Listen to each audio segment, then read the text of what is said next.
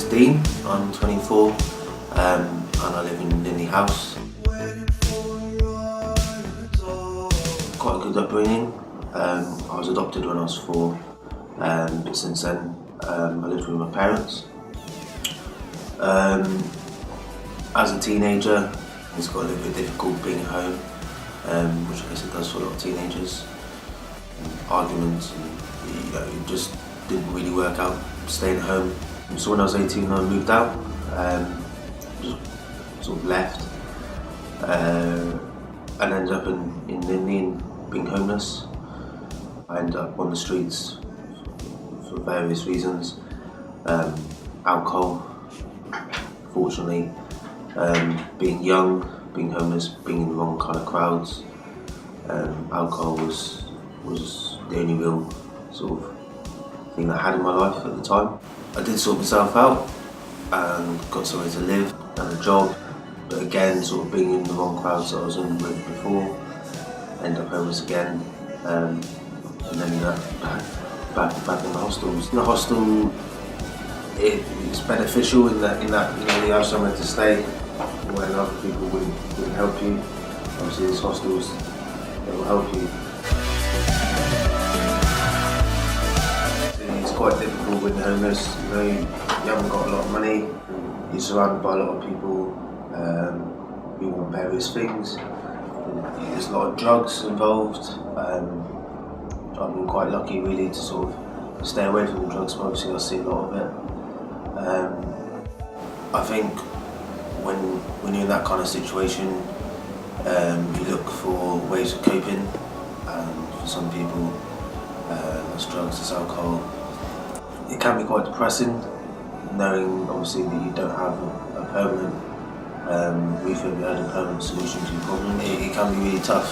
A lot of people probably think it's quite fun living with loads of other people in a big house.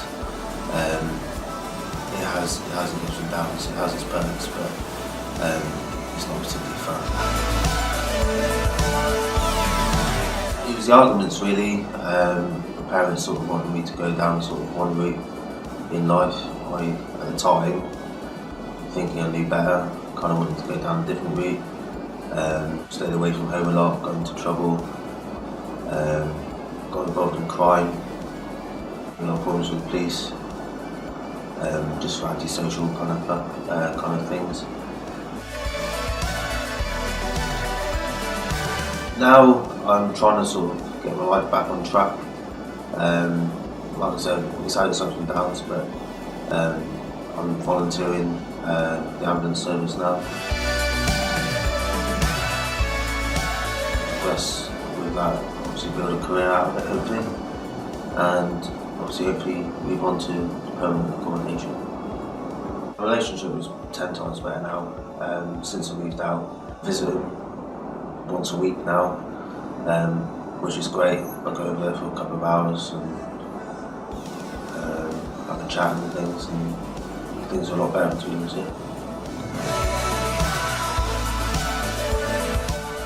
Don't get into the wrong crowds. Obviously, while you're in school, try and plan your future. It doesn't always work out the way you want it to. But if you can get out there, get some work, and just work hard and try and stay away from the things that drag you down, really. Obviously, I hope to build my career,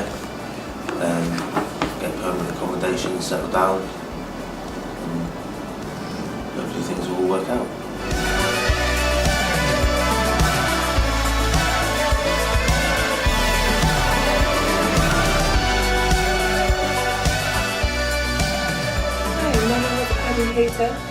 And I'm 22 years old. Up until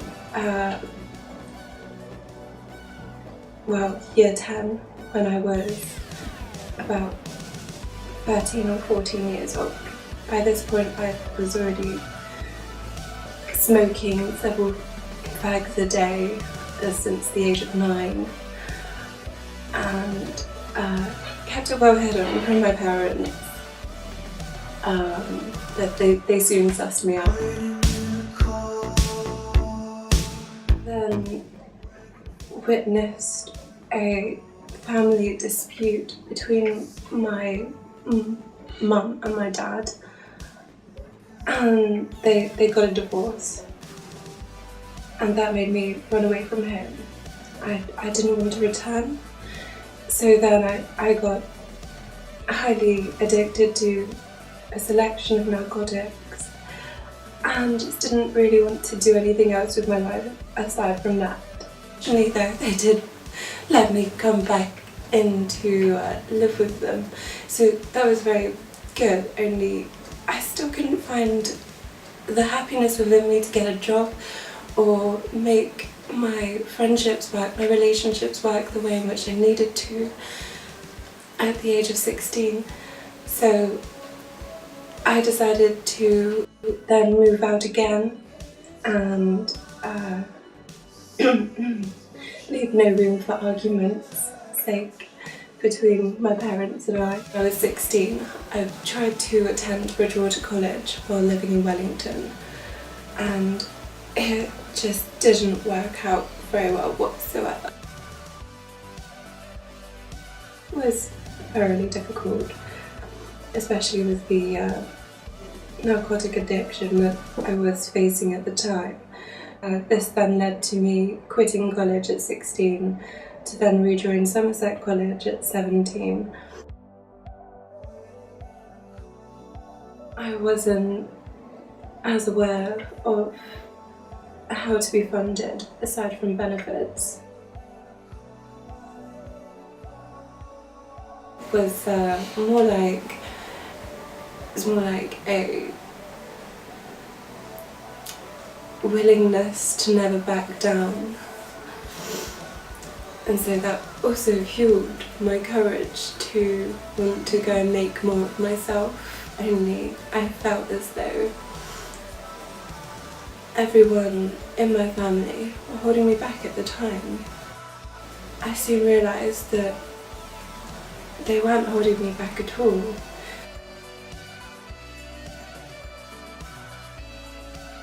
About 3 years ago is when I initially did become homeless. Since then, I've moved house in Taunton 15 times. Be balanced and be kind to what matters, because initially that's all I really needed to begin with, was to know what really did matter in here and not just what was expected of me.